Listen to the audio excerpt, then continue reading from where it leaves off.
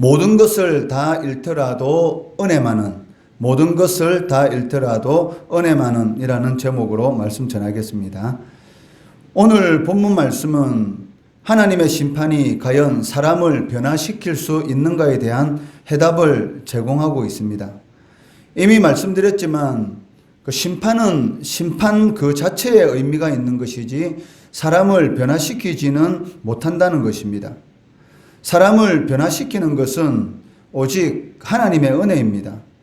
그리고 하나님께서 변화시키지 못할 사람은 없다는 것입니다. 그렇기 때문에 내 생각으로 전도하면 안 된다는 것입니다.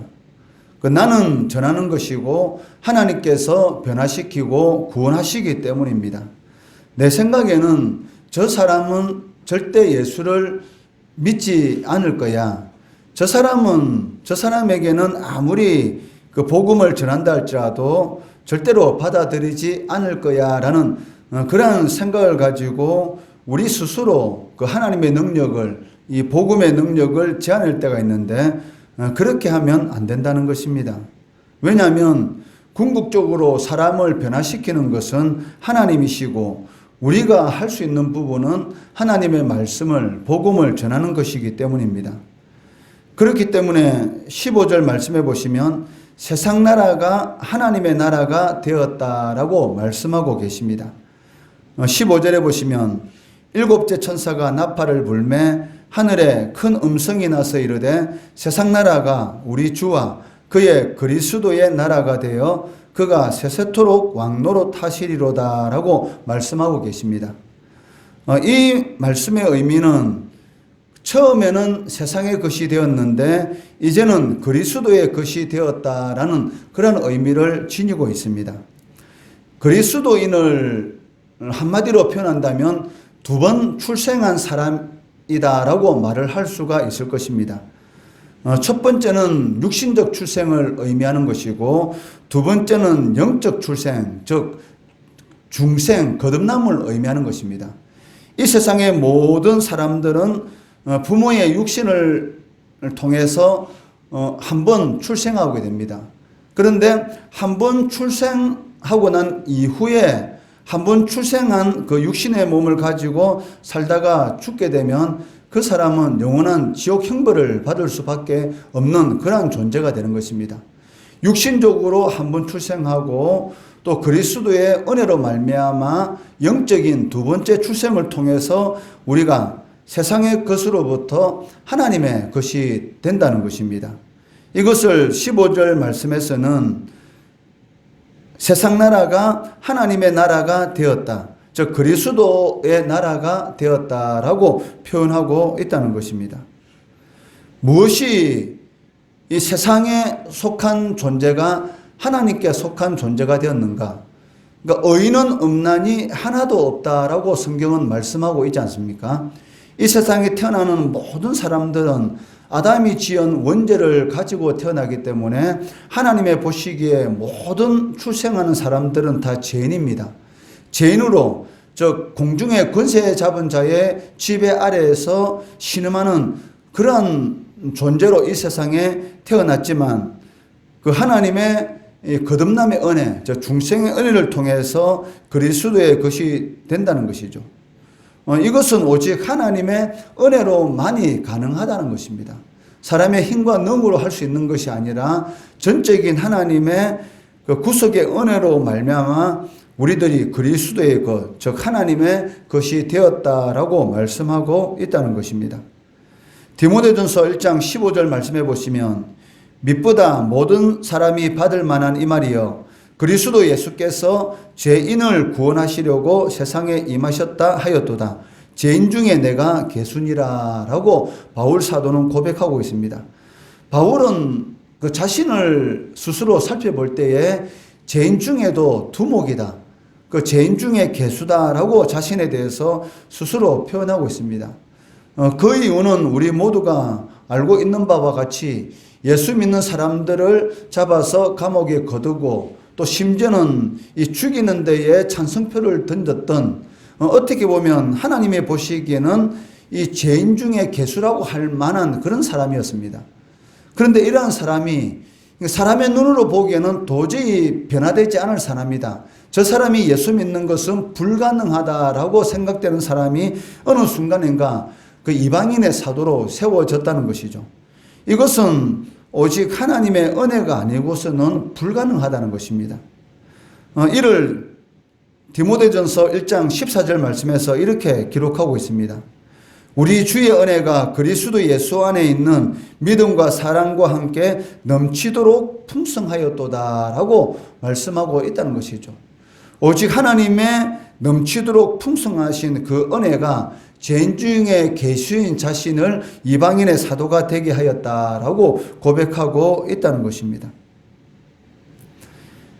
15절 말씀에 세상 나라가 하나님의 나라가 되었다라는 이 말씀을 사도 요한은 더욱 강조하기 위해서 오늘 본문 19절에서 이렇게 기록하고 있습니다.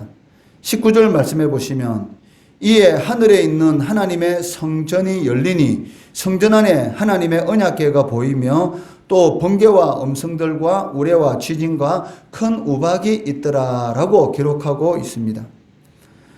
기원전 587년 바벨론의 너부갓네살 왕에 의해서 솔로몬 성전이 파괴될 때에 그때 언약궤도 함께 사라지게 됩니다. 이를 그 외경, 즉 제2의 정경이라는 이 외경인 마카비서에 의하면 그 예레미야가 언약궤와 분향단을 이스라엘에 회복되는 그러한 날을 대비하기 위해서 감추어 놓은 것으로 기록하고 있습니다. 그 마카비서 내용을 잠시 보시면 그 감추어진 장소는 하나님께서 그의 백성들을 다시 모아 그의 자비를 보여주실 때까지 알려지지 않은 채로 남겨져 있을 것이다.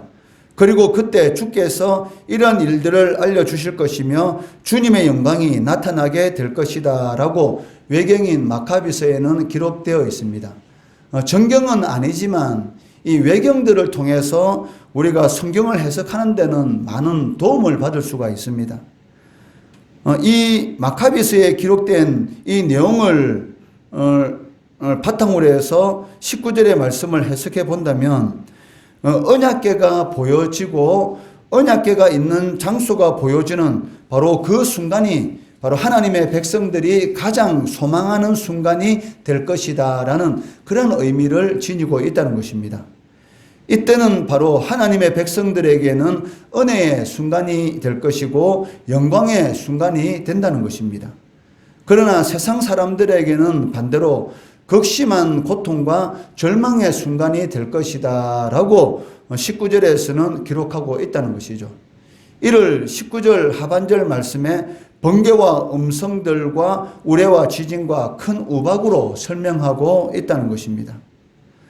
하나님의 은혜만이 바로 이러한 번개와 음성과 우레와 지진과 큰 우박의 극심한 이 두려움의 고통 가운데에서 해방시킬 수 있다는 것이죠.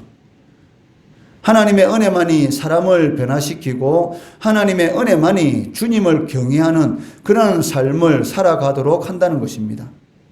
그렇기 때문에 사람에게서 하나님의 은혜가 떠나게 되면 이 주님을 경외하는 그런 삶을 살아갈 수가 없습니다. 오직 하나님의 은혜만이 주님을 경외하는 그런 삶을 살아가도록 만든다는 것입니다. 하나님의 은혜가 떠나면 하나님의 은혜가 하나님의 심판이 임하게 되는데 그 상태가 바로 영적 어둠의 상태가 된다는 것입니다. 그러니까 하나님의 은혜가 떠난 사람들의 가장 불행한 그런 이 현상이 어떤 현상이냐면 영적인 어둠의 상태에 떨어진다는 것입니다. 이를 이사야 선지자는 이렇게 기록하고 있습니다. 이사야서 6장 9절 10절 말씀해 보시면 여호와께서 이르시되 가서 이 백성에게 이르기를 너희가 듣기는 들어도 깨닫지 못할 것이요 보기는 보아도 알지 못하리라 하여 이 백성의 마음을 둔하게 하며 그들의 귀가 막히고 그들의 눈이 감기게 하라. 염려하건대 그들이 눈으로 보고 귀로 듣고 마음으로 깨닫고 다시 돌아와 고침을 받을까 하노라 하시기로라고 기록되어 있다는 것입니다. 하나님의 은혜가 떠나고 영적 어둠의 상태가 되면은 어떠한 그 현상이 일어나게 되냐면 하나님의 말씀을 듣기는 듣고 있습니다. 즉 예배에 참석을 해서 강단에서 선포되는 하나님의 말씀을 듣기는 듣고 있는데 깨닫지는 못하는 그러한 상태, 보기는 보고 있는데도 불구하고 알지 못하는 상태, 즉 마음이 둔하게 되어서 기가 막히고 눈이 감기는 그러한 상태가 된다는 것입니다. 그런데 하나님께서 이러한 상태로 버려두는 그 이유가 무엇이냐면 고침을 받지 못하도록, 즉 하나님의 이 은혜를 누리지 못하도록 하시기 위해서 듣기는 들어도 듣지 못하고 보기는 보아도 알지 못하는 그러한 영적인 어둠의 상태인 그러한 상태로 그대로 내버려 둔다는 것이죠. 그러니까 성도들에게 있어서, 즉 하나님의 자녀들에게 있어서 가장 불행한 상태가 어떤 상태냐면 바로 이러한 영적 어둠의 상태로 떨어지는 것입니다. 그러니까 사울이 이 불행한 인생의 그런 결말을 당하게 된 그 이유가 무엇이겠습니까? 바로 이러한 영적인 이 어둠의 상태로 떨어졌기 때문입니다. 영적인 어둠의 상태가 되었다는 것은 하나님의 은혜가 떠났다는 것을 의미하는 것이고, 하나님의 은혜가 떠나게 되면 반드시 그 빈자리에는 악한 영들의 역사가 나타나게 되는 것이죠. 악한 영이 사람의 그 마음 가운데 역사하게 되면 첫째 임하는 현상이 무엇입니까? 이 두려움입니다. 그러니까 모든 사람들이 그 자신의 자리를 위협하는 것 같은 그런 이런 두려움에 빠지게 되는 것이죠. 다윗은 이 전쟁에 나가서 싸울 때마다 승리를 하게 됩니다. 부하인 다윗이고 자신의 사위입니다. 사울은 왕이고 자신의 부하들이 나가서 전쟁에서 승리할 때마다 그 이름은 누구의 이름이 궁극적으로 높아지겠습니까? 당연히 사울 왕의 이름이 높아지는 것이죠.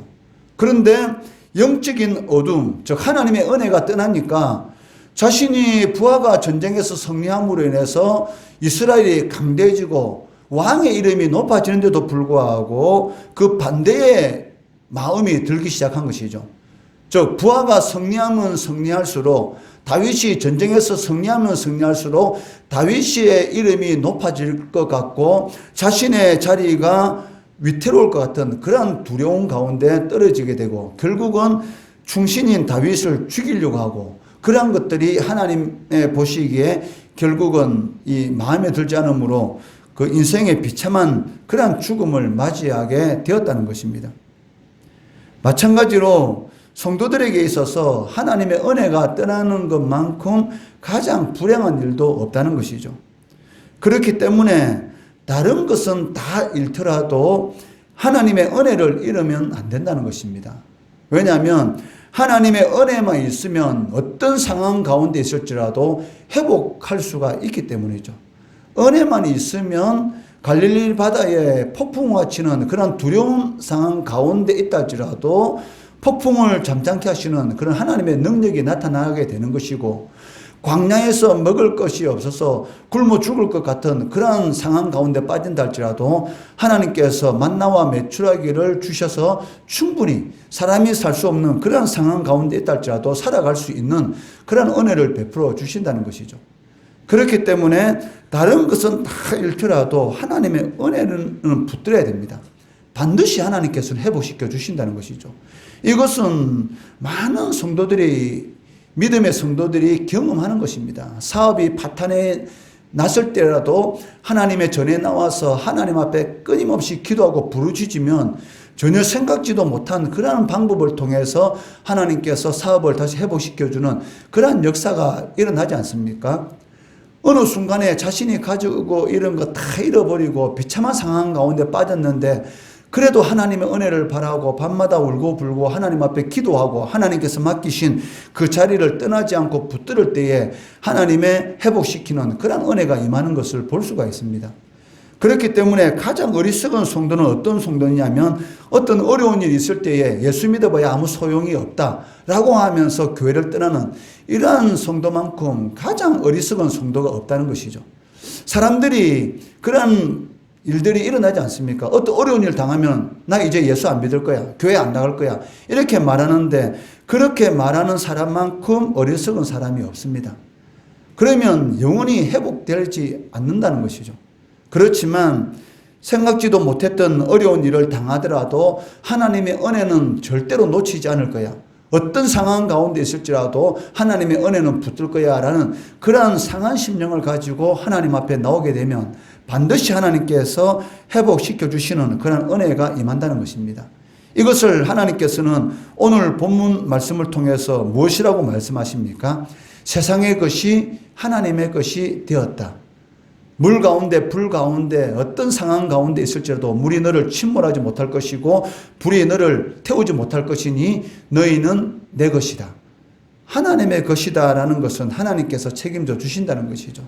어떤 상황 가운데 있을지라도 하나님의 은혜를 놓지 않는, 다른 모든 것은 다 잃어버린다 할지라도 하나님의 은혜는 꼭 붙드시는 성도 되시기를 주의 이름으로 축원합니다.